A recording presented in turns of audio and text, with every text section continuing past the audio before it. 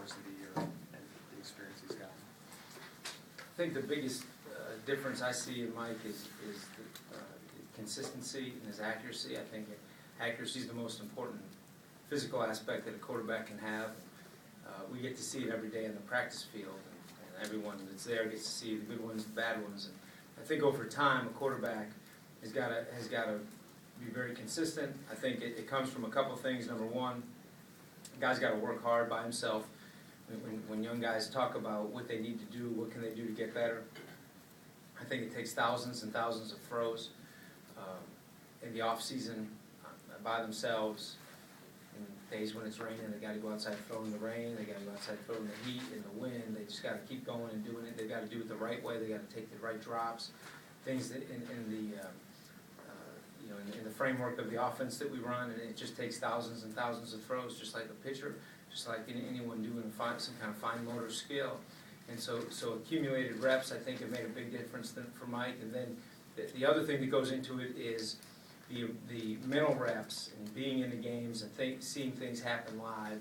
So now, even on the practice field or when you're going against the defense, something happens. He's experienced that before, so he can stay calm, he can stay poised, his footwork can remain consistent, and he can still be accurate with the football. So I think the biggest thing over time is Michael's getting more and more accurate down the field throws, far field throws, quick throws, hot throws, and all those things need to build up over time. We talked to the quarterbacks after practice today about just all the different technical aspects of playing the position and how much goes into playing the position.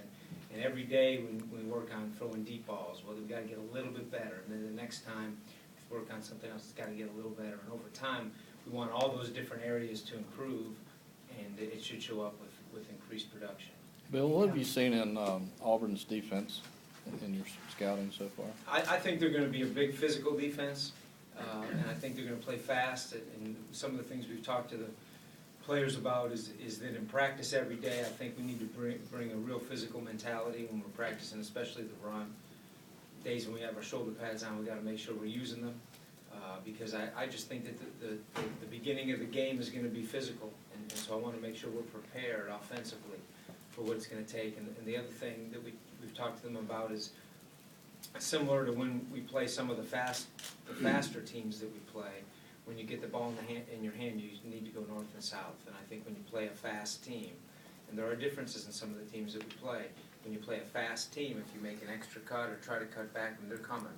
And I have the sense, especially knowing the teams, a little bit knowing the teams that we're watching on video against Auburn, I know they're fast teams, and so everything's relative. So I think they're going to be physical. I think they're going to be fast. And we've got to prepare that way in practice so that we're ready for it. Does the fact that they've lost their defensive coordinator, that Gene Chizik is having to take over that role, does that impact at all how you guys are preparing for? I think that's a good question. To me, as we first approached the bowl game before the defensive coordinator left, it gives you a lot of time to study exactly what their tendencies are. At the same time, it gives them time to study their tendencies. Just like for us, we look at our self-scout and what we've done and what we've done well, and if we feel like we're tipping anything off, then it gives us an opportunity to change that. So when you first go into bowl preparation, I think that there are certain things you're going to know real well about an opponent, and there are certain other things that you can't take too much for granted. For me, knowing that there's going to be a new play caller on game day, I just have to keep in mind, well, we might know a certain percentage of the time in the games we've broken down that they've shown the blitz or play man coverage. Well, that can change. The specifics might change based on the play caller. But I think the only way to go into a game feeling prepared is to assume that their personality is going to stay the same. So maybe the specifics on 3rd and 4, this is what they do. That might change. But if you think overall they're this tendency, this kind of team, I think you have to assume. If they prove it's different, nothing we could have done about that anyway. But I think when you go into a game where you have this much preparation, you also have to assume that there are going to be some things that change.